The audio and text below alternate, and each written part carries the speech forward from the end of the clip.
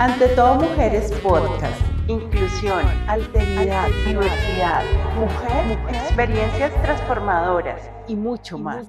Porque antes de una discapacidad, somos mujeres.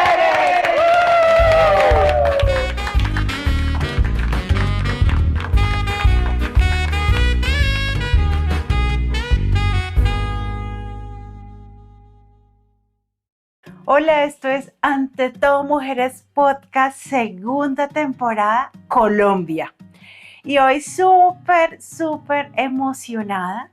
Este episodio se llama A Media Luz. Y estoy con una invitada súper especial. Ella es Lady Joana Arroyave y Mariana. Ya vamos ahorita más adelante a saber y a conocer mejor quién es Mariana. Lady Joana, bienvenida a Ante todo Mujeres Podcast. Hola Tatiana, muchas gracias. Pues agradecerte la invitación y bueno, súper feliz de estar por acá. Bueno, este episodio huele a café, a vino, a frutos rojos y a nuestra tierra, y tiene una historia de esas mujeres empoderadas, guerreras, resilientes, que siempre nos acompañan. Y hoy estoy súper feliz porque pues el café es algo que nosotros amamos, que es muy colombiano y que ha sido también una oportunidad de creación y de hacer experiencias multisensoriales con café a ciegas. Pues Lady Joana es una mujer caficultora, cafetera, y tiene unos cafés espectaculares que ya llegan a Europa. Y está hoy en Colombia, en Bogotá, en la Feria del Café. Y nos va a contar pues muchísimas cosas, pero vamos a empezar hablando un poco de tu infancia. Lady Joana, ¿cómo fue tu infancia? Bueno, mi infancia pues fue rodeada de cultivo de café, una infancia muy tradicional colombiana en el municipio de Caicedo, Antioquia. Somos, yo soy tercera generación de producción de café y tuve una infancia dentro de todo, como te decía, tradicionalmente normal, un poco marcada por la retinosis. Ya ahí pues tenía como los primeros síntomas y pues no entendía mucho porque normalmente me chocaba con todo, pues, las piedras, o en ocasiones como que el árbol de mandarina, la rama me pegó y no me daba cuenta, y las otras personas sí. Pero dentro de todo fue una infancia normal, tranquila y pues dedicada a la producción de café tradicional, marcada por eso, por cosechas, por las actividades cotidianas del campo, y pues mientras tanto también pues estudiaba y hacía como ¿Y esa vida escolar? ¿Cómo fue la vida escolar? Porque cuando vivimos con una discapacidad pues no es fácil, y menos en los primeros años, en el colegio, en la escuela, que pues se vive ahora pues bullying, pero esto no es reciente, el bullying ha sido de toda la vida, ahora tiene un concepto y una atención, y le estamos poniendo atención a algo que no debería suceder. Pero ¿cómo fue en el colegio tu vida escolar? Y bueno, en la infancia, lo que te decía, no comprendíamos por qué pasaban ciertas cosas, pero estaban ahí los primeros síntomas de la retinosis pigmentaria. Fue solo hasta los 12 años que pues un oftalmólogo ya dijo como que es retinosis, es progresivo-degenerativa y pues básicamente te vas a quedar ciega. ¿A qué edad? No sé, pero va a pasar eso. Entonces ahí empezamos como a darle como esa conexión de por qué pasaban cosas, porque pues los niños corrían y no se tropezaban con las cosas, y yo sí. Porque, por ejemplo, yo no notaba los charcos. Algo muy común es eso. Entonces yo me desplazaba desde la zona rural hasta el municipio, y época de invierno para mí era lo más complicado del mundo, porque el uniforme era con tenis blancos. Ay, no. Entonces la hierbita los ensuciaba, yo me le metía al charco, entonces yo podía salir con los tenis blancos de la casa, pero a la escuela llegaban oscuros. Si habían cierto tipo de burlas como de que se chocó con esto y uno no entendía por qué. Empezó a pasar mucho que a mí se me caían, por ejemplo, los lápices, y pues yo prefería muchas veces dejarlos en el piso que ponerme a buscarlos, a tantear como dónde estaban o las monedas. Entonces fue como marcado por eso. Y como te decía, ya pues a los 12 años fue como que venimos como a darle como el sentido de por qué pasaba. Claro, ¿y tu familia cómo lo tomó? Bueno, para mi mamá fue muy complejo. Mi mamá también tiene discapacidad no visual, pero ella es amputada de la pierna derecha. Entonces, mi mamá no hizo como ese, digámoslo así, ese proceso de duelo, y ella, aunque continuó con sus actividades dentro de la finca, ella se encerró en la finca. Entonces ella no salía de la finca, y básicamente incluso hoy por hoy no sale mucho de la finca. Entonces cuando ella se dio cuenta como de la enfermedad, fue como que, bueno, otra persona con discapacidad, se va a repetir la historia. Claro. Intentó esconderlo, entonces en cierta forma como que me transmitió a mí ese escondámoslo, ¿cierto? Y pues fueron pues como procesos y procesos, y yo hasta los pues muy alta edad aún lo seguía escondiendo. Tenía los síntomas, pero yo fingía que era la que más veía, o sea, literal, la que más ve, pero sí. Seguían pasando cosas como esas, como que si se le cayó la moneda prefería dejarla. Ay, no. Se chocó con la bicicleta, pero no era por elevada, no era porque no viera. Se chocó con la moto, pero que estaba estacionada, pero finja que ve, o sea, siga así que finja que ve. Qué difícil.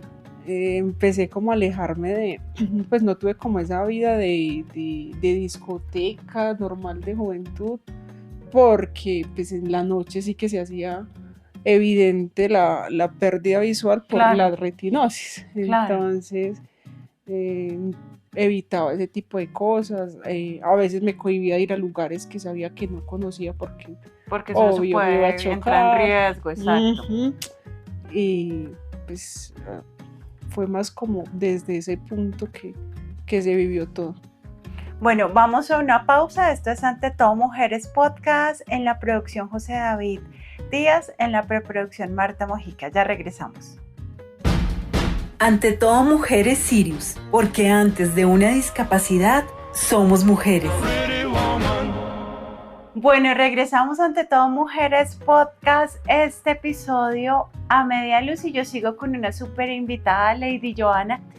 Y bueno, vivir con una discapacidad no es fácil, y si le sumamos que pertenecemos a la población LGTBIQ+, ¿cómo fue ese proceso? ¿Cómo fue tu adolescencia?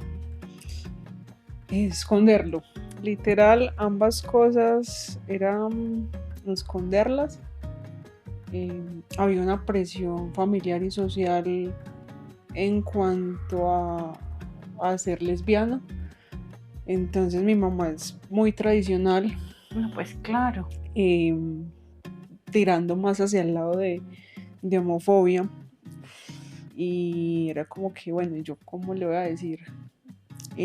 Intenté, como dirían por ahí, ellas ir por el camino del bien. Pero no, pues obviamente no se me dio. ¿A qué edad te diste cuenta? No.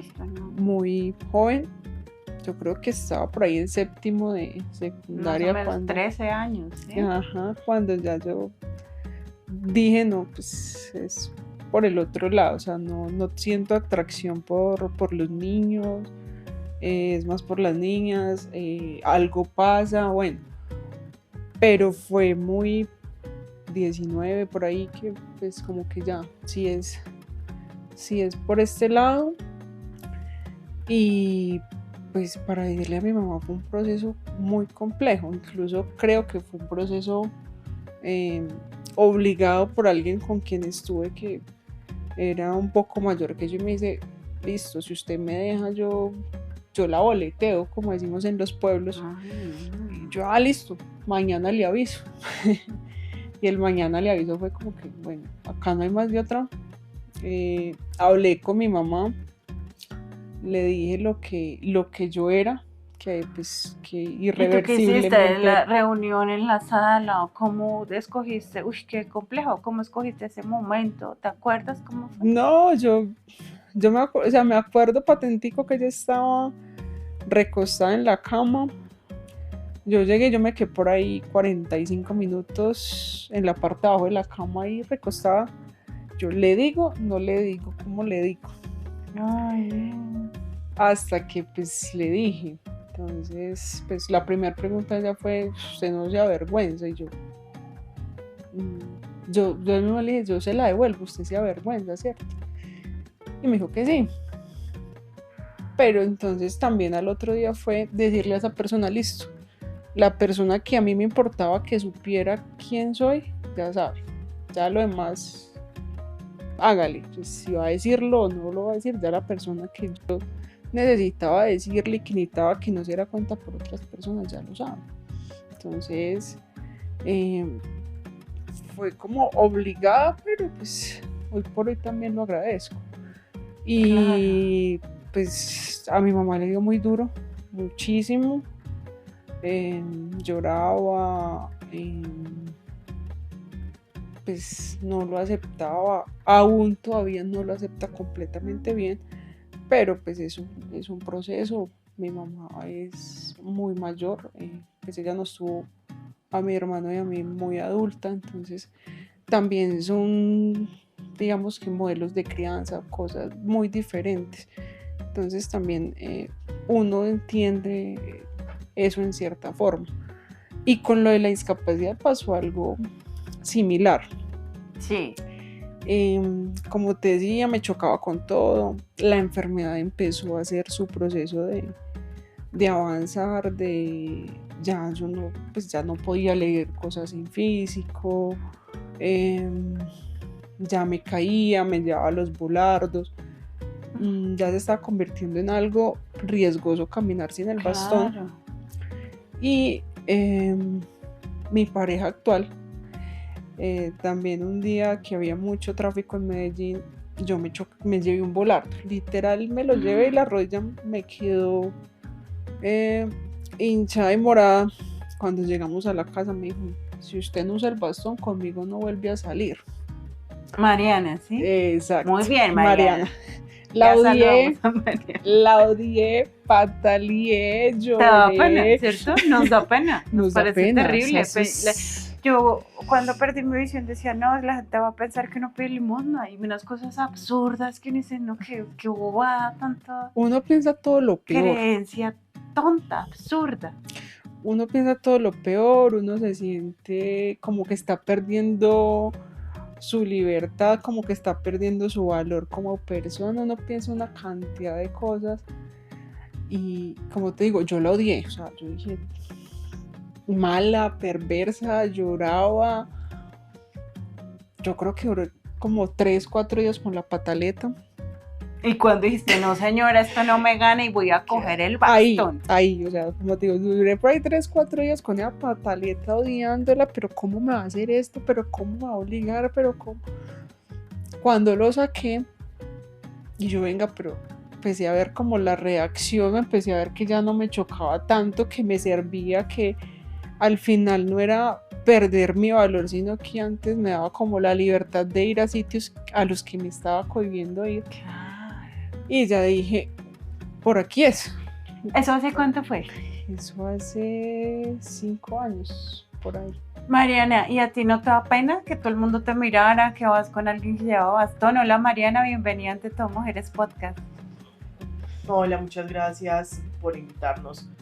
No, la verdad, no, porque primero yo soy antropóloga de la Antioquia y yo hice el proceso yo hice voluntariado en la sala Jorge Jorge de la Antioquia, y es una sala que le ayuda a personas con diferentes discapacidades visuales en el proceso de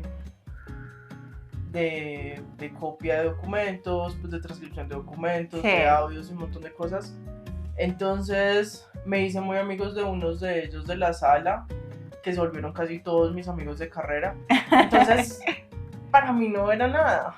O sea, Entonces, no, nunca lo tuve, nunca lo sentí, nunca sentí vergüenza, nunca lo pasé, nunca se me vino por la mente. ay.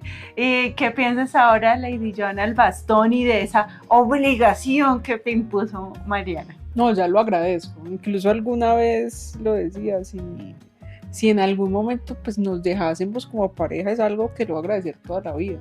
Por supuesto. Porque si no me hubiera sacado esa burbuja, no sé en qué momento yo hubiera aceptado que lo necesito. No era...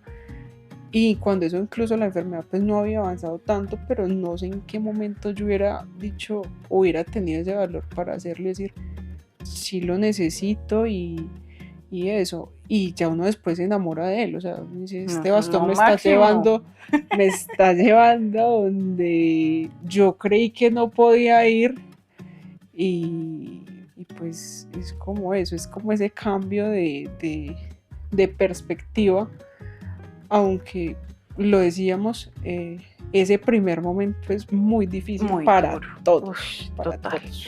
¿Y qué dijo tu mamá cuando te vio con un bastón? Ese fue otro proceso complejo, por lo que te decía, como su proceso fue diferente, entonces habían muchos miedos detrás, y al principio era como que, y la vieron con el bastón, y Sí, el que dirán, ¿no? Cómo nos atormenta ese en una que dirán. sociedad que nos han enseñado a ser competitivos, que si el otro quiere yo tengo que superarlo, pero no a ser solidarios, empáticos, ¿sí? A tener ese respeto por la diferencia. Uy, de verdad te tocó muy difícil y nos sigue tocando muy difícil, ¿no? Porque hay una cantidad de creencias imaginarios frente a lo que somos las mujeres, esa interseccionalidad, esa doble, en tu caso triple discriminación por ser mujer, por vivir con una discapacidad y también por pertenecer a la comunidad LGTBIQ+. Entonces, creo que, y Mariana, en ese sentido, ¿cómo ha sido, digamos, para tu familia que te vean con una mujer que vive con una discapacidad? No, nunca fue un tema de conversación, nunca fue un tema de impacto, nunca fue... No te dijeron, ay, ¿usted cómo se le ocurre? ¿Qué va a hacer con esa pobre? No, Literal. A veces, pues, o sea, uno siempre lo pensó desde ahí, como que va a decir, ay, no, están con ella, pobrecita. Sí, por Creo que ese es el gran miedo de uno, porque sí, discapacidad se ha asociado culturalmente con inutilidad, y suena feo y ya decirlo. todas las mujeres sabemos Ujú. que la gente piensa eso de nosotros. Hoy en día muchos lo siguen pensando, todos los días. Mari. no, la verdad nunca hubo esa discusión, nunca hubo nada de eso. Mis papás afortunadamente son personas muy liberales, muy abiertas, muy modernas. Entonces, no, es que nunca hubo ese tipo de miedos, de conversaciones, de indirectas, como de cuestionamiento. O no la traiga a la casa, usted aquí con ella no entra, no le da pena, ¿usted qué va a hacer? Me Va a cuidan depend- más que ella. ¿Ah, sí, los papás? Ay, qué encanto, ya me De caen hecho, bien. nosotras tuvimos, cuando nosotros empezamos nuestra relación, hubo como 2-3 meses que yo no la había presentado, ellos no sabían nada, y me regañaron por no haberlo dicho antes.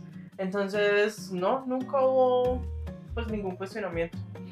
Perfecto, ¿cómo se conocieron? Que esa historia yo quiero que la escuchen nuestros oyentes, porque yo pues digo, no puede ser, yo no me atrevería a saber cómo fue. Bueno, Yo- no lo recomendamos, pero creo que es una de las pocas relaciones que surgieron de Tinder. Sí.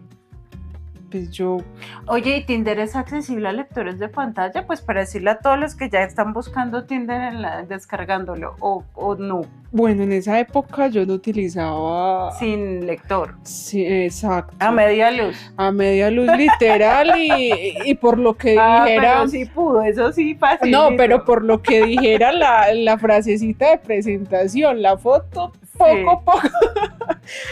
poco, poco, pero bueno, yo descargué Tinder buscando nada, o sea, porque volvemos a lo mismo, las aplicaciones por lo general se prestan es para cosas casuales. Sí. Entonces yo lo descargué muy cuando llegué a Medellín. Yo en ese momento estaba pasando más tiempo en Medellín y yo como que bueno, descarguémoslo a ver qué pasa. Y no buscábamos nada. Incluso la primera vez que nos vimos fue como que para algo ¿Dónde se pusieron la cita? En la primera cita. en un centro comercial. ¿En cuál? En Viva Laureles. Ok. En Sí. Viva Laureles. En un restaurante cerca que queda en Viva Laureles que se llama Azteca. Ya se me Fueron a comer comida mexicana, Ajá, ¿sí? exacto. Y después fuimos a comer un helado. Fue todo Ay, muy ese es mi casual. plan favorito, el helado y la comida mexicana. Sí, fue todo muy casual, fue todo como para conocernos. Ya después llegó la pandemia, ella tuvo que hacer unas citas médicas, entonces la segunda cita fue como medio escondidas, medio furtivas en un Airbnb en el que ella se estaba quedando. Y así empezó a salir todo. ¿Y ya 5 años? Y ya 5 años, o sea, sin querer nada, todo. Empezamos como, bueno, también con lo de la pandemia, entonces empezamos a hablar mucho por WhatsApp, a conocernos más, a todo eso. Y ya empezó a involucrarse y el corazoncito meterse ahí y decir, por aquí es. ¿Y ese círculo social tuyo también fue muy duro que ella pudiera entrar, compartir, tu familia, tus amigos? Y bueno, pues con mi mamá es complejo, aún no hay como esa cercanía. Sí. Con los amigos sí, a mi hermano también ya pues, lo conoce. ¿Cuántos años tiene tu hermano? Mi hermano tiene 31, ¿Y tú? 28. Uy, súper joven. ¿Y tú, Mariana? Ay, son chicas muy jóvenes, mejor dicho. Pero bueno, pues todo es un camino y pues toca irle enseñando a la gente, ¿no? Sí, es un proceso Es un proceso y pues lo tendremos que recorrer ahorita y siempre, porque por más que incidamos en ciertos espacios, siempre quitar esa mirada que somos pues el pobrecito, el inútil, que no podemos hacer nada, es difícil. Es ir como rompiendo esos paradigmas y eso es algo que he intentado hacer desde el café, como demostrar que una mujer puede cultivar café, Y una mujer que no ve. que una mujer con discapacidad puede cultivar café y puede sacar procesos diferenciados. Eso ha sido un reto gigante y desde Finca también es un reto gigante hacerlo, pero es demostrar eso, que discapacidad no es sinónimo de inutilidad o de pobrecito, o de mendicidad o de que ya tienen que dárselo todo. Se puede, nosotros hacemos o podemos hacer muchísimas cosas, pero no siempre las personas como abren esa puerta o quieren abrirla. Bueno, este episodio se llama A Media Luz, esto es Ante Todo Mujeres Podcast y venimos ahora sí al aroma, al café. Tiene honey lavado natural, pero ¿cómo empieza ese proceso cuando tú te levantas y dices, no, yo voy a cultivar café? Hoy tiene 9,000 árboles, ¿está bien dicho? Sí. Y ya va para España y se llama A Media Luz, que me encanta, súper incluyente. Bueno, como te decía, mi infancia fue en familia caficultora, mi mamá es también caficultora. Cultivamos desde lo tradicional, el suave lavado colombiano para venderle a Federación. Explícale un poco a nuestros oyentes la diferencia entre un café lavado natural y honey son muy diferentes y los tenemos en nuestra tierra. Así como usted sabía, o sea, algo muy fácil. Bueno, el lavado es quizá al café que más estamos acostumbrados. Estos procesos diferenciados están ganando, digamos que abriendo puertas no hace tanto tiempo en Colombia, pero entonces el café tú lo cosechas del árbol, preferiblemente cuando esté color rojo cereza, y él trae una capa principal que es esa color rojo. Sí, Dentro, la cereza. La cereza. Exacto. Cuando tú abres esa cereza, aparecen hazte de cuenta, dos manís cubiertos por una miel que se llama mucílago. El mucílago, sí, señora. Y pues ya adentro está ese granito, esos 2 granitos de café. Entonces, el proceso natural es cosechar esa cereza, hacer un proceso de desinfección con agua en tanques para que floten los granos. O sea, esos granitos se ponen en tanques grandotes con agua. Exacto. Uh-huh. Y ahí hacemos lo que llamamos nosotros los flotes, que es para que suban los granitos defectuosos, granos comidos de ¿y plagas. eso por la naturaleza sube solo o hay que ponerle algo? No, sube, porque son granos, por ejemplo, el granito brocado es un grano que lo comió el insecto que se llama broca, entonces tiene menor peso que los granos en perfecto porque estado. Está incompleto. Uh-huh. O granos que de pronto no llenan bien por condiciones climáticas, entonces esos granitos son vanos y nos van a flotar. ¿Y tú los sacas de ahí? Los sacamos. ¿Con qué se sacan? Se puede sacar con un colador, o cuando hay, sí, puede ser un colador, o se quita una parte, digamos que se deja salir la parte de arriba del agua para que salgan, se recogen y ya después se deja salir como la otra parte final del café, donde está la parte donde está solo la cereza de mayor calidad. Sí. Ya esa cereza la pasamos a un proceso de fermentación en canecas cerradas o en bolsas.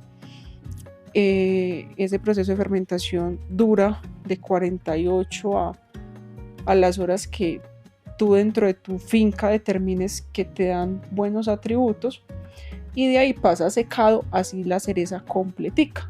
Entonces es un proceso que en secado se te puede demorar 15 días más o menos, o 20, dependiendo de la cantidad de sol. Y ese secado se ponen unas mallas grandotes, que le entre aire, solcito. Exacto. Ese es el lavado. Ese es el natural. Ese es el natural. Que va con la cerecita. Que va con completa. La cereza. Uh-huh. Listo. El honey hacemos lo mismo que hicimos en el otro, los flotes, pero cogemos esa cereza y la pasamos por una máquina despulpadora que nos quita esa primera piel del grano, esa primera cereza rojita. Sí. Nos queda el granito con el mucílago.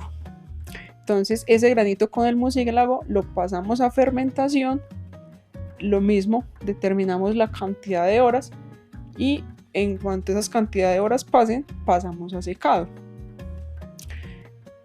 Seca más rápido que el anterior, pero esa miel también le da unos atributos diferentes al grano. Por ejemplo, cuando tú dices honey rojo y amarillo, ¿es porque la cereza es más roja y amarilla o eso no tiene nada que ver?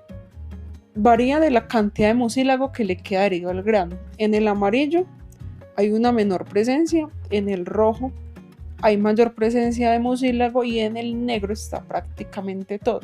Y también a veces coge esa pigmentación por el tipo de secado. ¿También tiene el honey negro? Ajá, entonces juega como con eso. Ese color es pues en pergamino, pero incide un poco en sabor, pero tiene como esas variables. Cantidad de mucílago y pues el clima y la fermentación. Sí. Y finalmente tenemos el lavado, que es despulpamos, si queremos fermentamos con mucílago, bueno, no es si queremos, si lo hacemos puede ser un poquito menor al anterior. Y ¿menor mucílago o menor en el agua? Menor cantidad de horas. En el agua. En fermentación. En fermentación.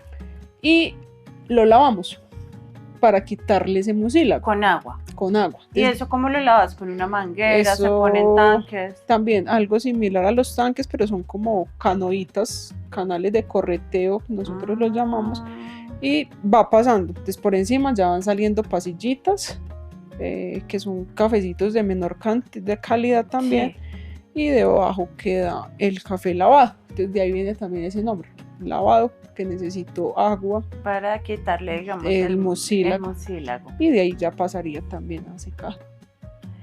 Y bueno, cuéntame esa historia del honey. Cuenta a nuestros oyentes que fue muy compleja, o sea que al principio no daba la fermentación que requerías, que se volvía vinagre.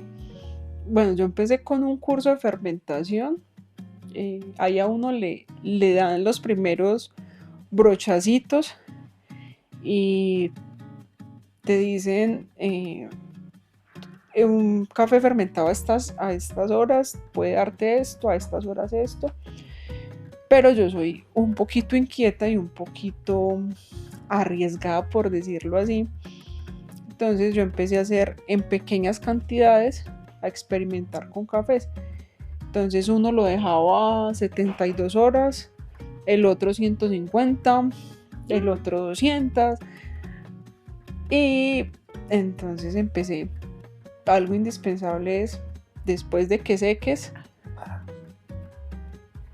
Esto es Ante Todo Mujeres Podcast y vamos a una pausa.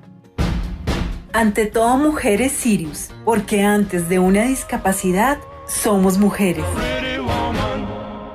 Bueno, continuamos a media luz en Ante Todo Mujeres Podcast, en la producción José David Díaz.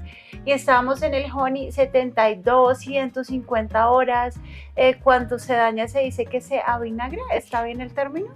Se vinagró. Se vinagró. Uh-huh. Eso es que se puso malo, que se dañó. Sí, que nos excedimos en horas de fermentación y ya no resaltamos atributos buenos, sino ya sabores negativos, como similar a cuando se te vinagra la sopa o se te vinagra una comida. Súper fuerte. Exacto. Entonces, chévere el ejemplo. Ajá. Creo que es una buena comparación. O se te vinagró la agua, panela, algo. Uh-huh. Entonces, literal, cuando inicié, siempre lo he dicho, dañando cafés. ¿Y muchos? Varios. ¿Sí? Varios, pero también dentro de los que dañaba encontraba unos buenos. Entonces empezaba como a anotar, a escribir, a este le hice esto, a este esto. Y ya cuando bajaba a laboratorios a probarlos, determinaba por dónde era el camino, cuáles procesos podía seguir haciendo y mejorando y cuáles definitivamente o los dañaba o no me resaltaban lo que yo quería que me resaltaran. Entonces ese primer acercamiento es complejo, requiere disciplina en cuanto a estar pendiente precisamente de eso, de ir determinando cuáles sí, cuáles no, probar mucho, empezar como con ese proceso de catar constantemente y estar constantemente pues como revisando todo. Y pues de ahí surgió la estandarización de procesos y determinar este honey lo puedo hacer así y es el apto en cata y para mis clientes es como el que más se acomoda. Lo mismo con los naturales, con los lavados. ¿Y cuánto, Lady Johanna, cuánto tiempo pasó todo ese proceso cuando tú sacas esa primera bolsa y si te acuerdas de esa escena para que nos la relates? ¿Te acuerdas?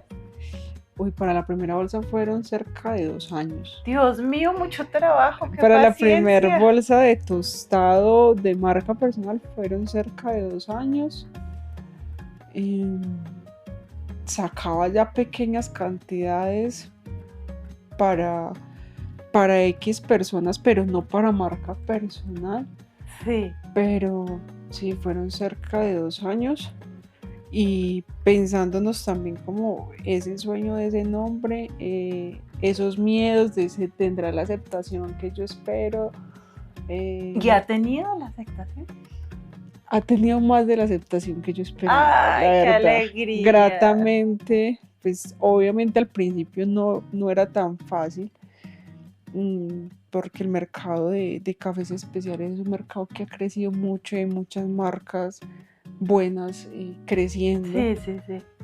pero creo que el mercado ha tenido una muy buena respuesta y pues espero que la siga teniendo. La va a tener, pues ya va para España y también viene para la tienda de café a ciegas. Eso deseamos con todo el corazón.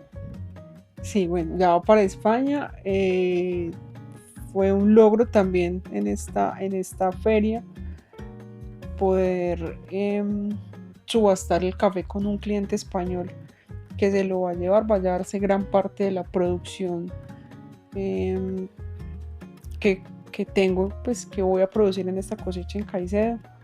Entonces es eso, es ir abriendo esas puertas y ir como que recogiendo los frutos de lo que se sembró, y no solo los frutos del café, sino de ese esfuerzo que ha venido siendo años de trabajo. Años, y por ejemplo con Mari me la gozo porque hoy está tomándose los buenos cafés que produzco, pero también ¡ay, no! También le tocaron, no, qué mal. También le tocaron algunos de los no tan agradables. Sí. Entonces hoy nos acordamos de eso y nos da risa, como que te acordas cuando me trajiste ese café horrible, ese cafecito maluco que me tocó tomarme por amor. Sí, me imagino.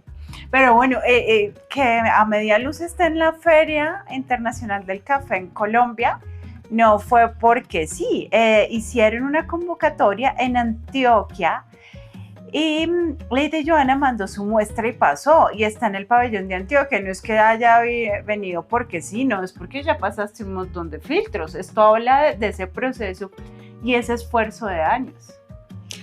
Sí, lo que te decía, son frutos de ese trabajo, y que el café que se vendió ayer estuviera en ese stand también es frutos de ese trabajo y de decir, valió la pena, porque muchas veces cuando uno está en finca con un montón de trabajo, cansado, o sea que literalmente los pies no le dan para más, uno dice, claro, esto valdrá la pena, pero pasan cosas como la de decir, sí, vale la pena. Y no solo digamos que por lo económico, sino por eso decirte, tu café es muy bueno, o sea, vale más que me digan, tu café es muy bueno, que me digan, vale 10, 15, $20 o euros. Entonces es como eso, es ver que lo que se empezó en finca con una bolsita, porque las primeras fermentaciones las hacían en una bolsa con zipper, valieron la pena esos 4, 5, 10 kilos que se dañaban inicialmente. Claro, ¿y qué pasa cuando no solo prueban tu café, sino que cuando te conocen y ven a una mujer joven, empoderada y que tiene un bastón? ¿Qué pasa ahí con la gente? Uy, eso es... Bueno, pues obviamente yo no puedo notar la gestualidad. No, pero Mariana sí. Pero Mariana sí. Ella nos cuenta. Pero cambia mucho como la perspectiva. O sea, como que, hey, el café es bueno, pero ¿cómo así que lo produce ella? O sea, si bueno, hay otra cosa que culturalmente la caficultura ha sido muy manejada por los hombres. Por eso. Entonces me le estoy metiendo en todo, aunque ya hay muchas mujeres caficultoras, ¿sí? Como varias. Yo, pues en Colombia pues ya hay muchas mujeres que producen café, pero entonces dicen, bueno, mujer, pero con la discapacidad, ¿cómo le hace? ¿Cómo determina que la fermentación está bien? ¿O cómo sabe que el grano está seco? Porque, por ejemplo, para determinar que el grano está seco, dicen siempre como que color cemento cuando uno lo trilla. Sí, Pero para sí. mí color cemento, pues, ¿cuál Sí, color pues no. cemento? Sí. Entonces, ¿Cómo lo identificas tú? ¿Cuál es ese ajuste razonable? el ajuste razonable para mí se llama dientímetro. Yo Ah. trillo, muerdo y sé dónde es. Le faltan 2 horas, le falta un día, ya aquí fue. Para mí ese es Bueno, el dientímetro. está muy bien el ajuste. Muy creativo.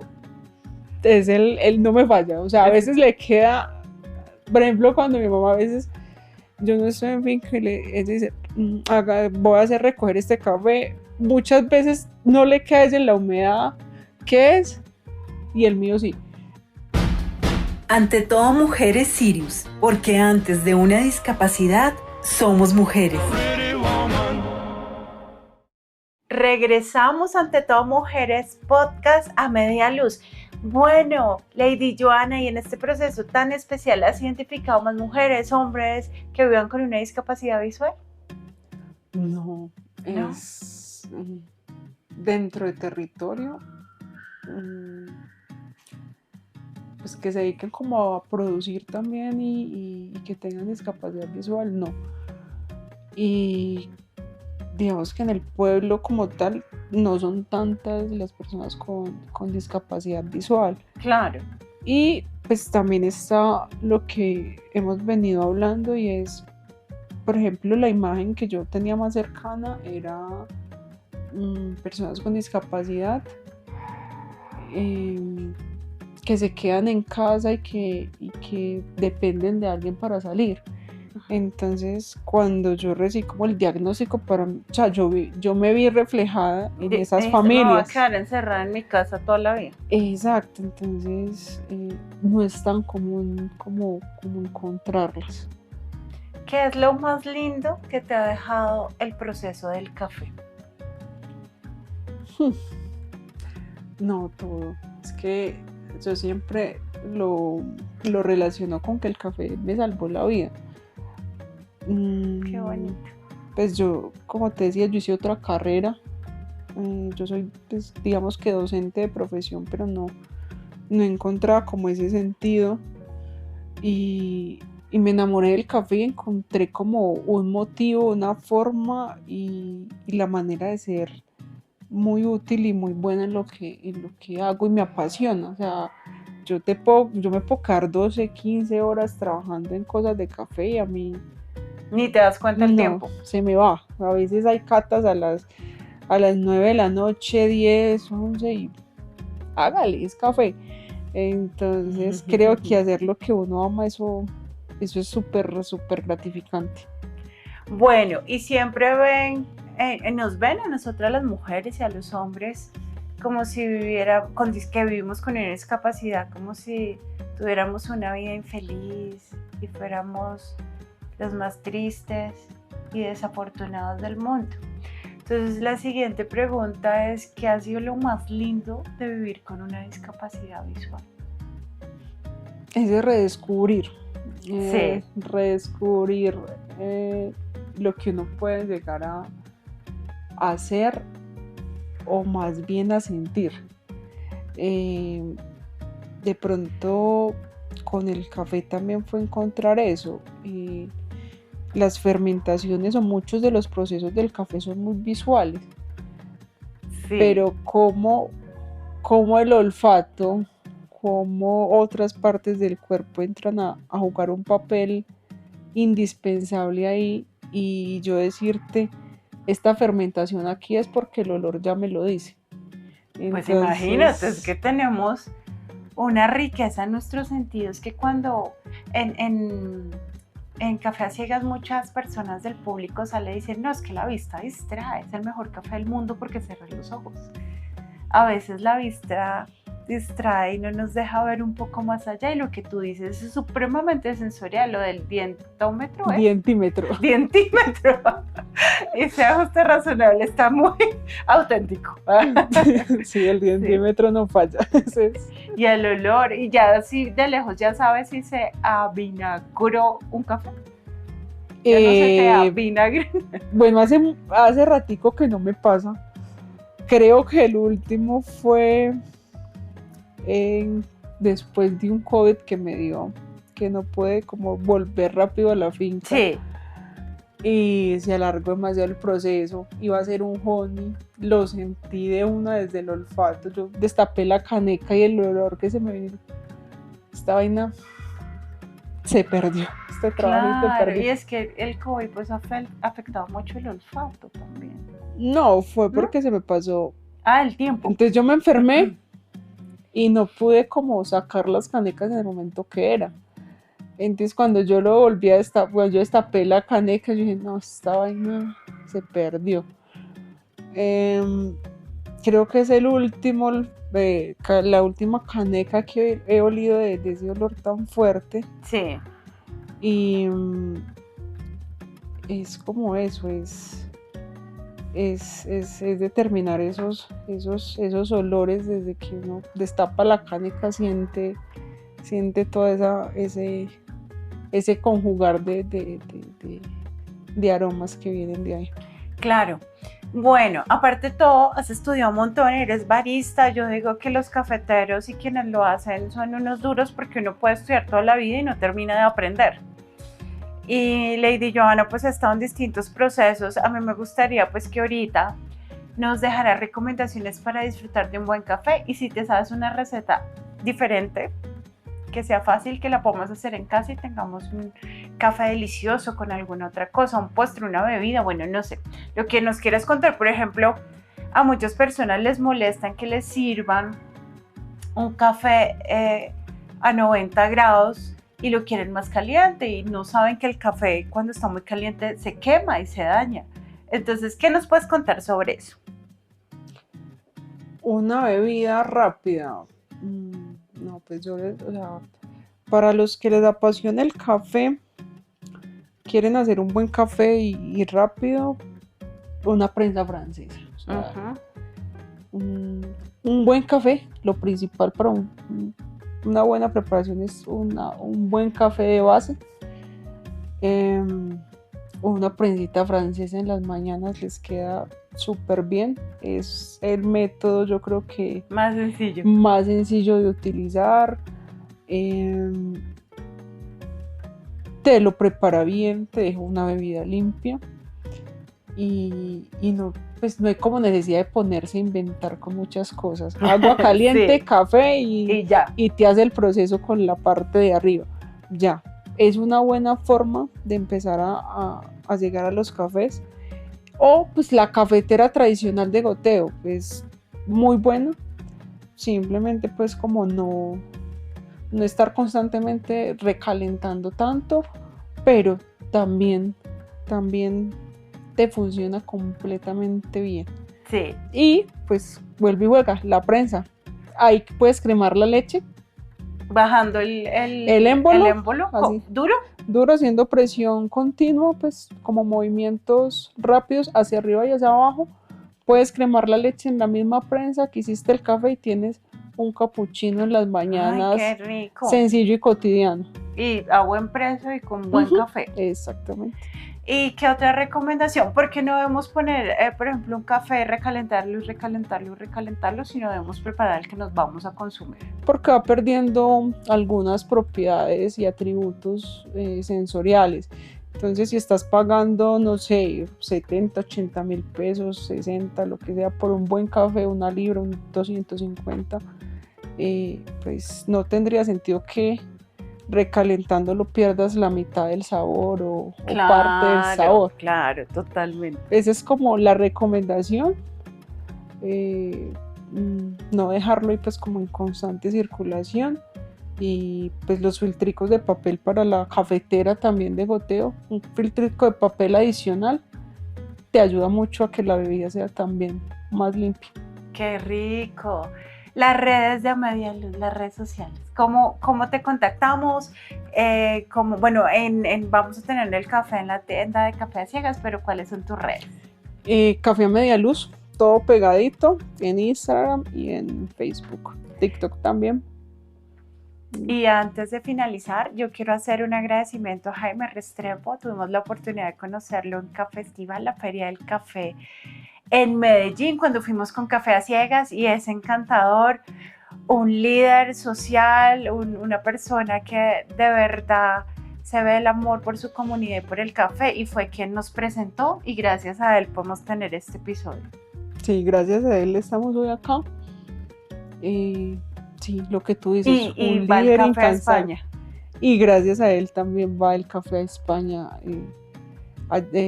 Gracias a él fue el enlace para que ese café se subastara ayer para ir a España. Bueno, qué alegría. Mariana, muchas gracias, un gusto conocerte. Gracias, igualmente, gracias por invitarnos. Y por acá, Lady Joana, bienvenida. Me trajeron un café de regalo, los voy a antojar. Acá doña Marta lo va a preparar muy rico y lo vamos a disfrutar. Esto es Ante Todo Mujeres Podcast, segunda temporada, Colombia. Les saluda desde Bogotá Tatiana Rodríguez, en la producción José David Díaz y en la preproducción Marta Mojica. Hasta una próxima oportunidad, muchas gracias. Ante Todo Mujeres Podcast. Inclusión, alteridad, diversidad, mujer, experiencias transformadoras y mucho más. Porque antes de una discapacidad, ¡somos mujeres!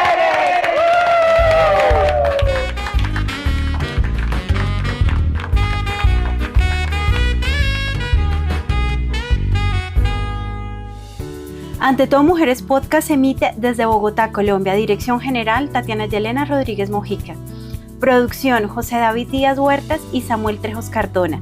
Con la colaboración especial de Marta Elizabeth Mojica Carrillo y María José Sierra Daza.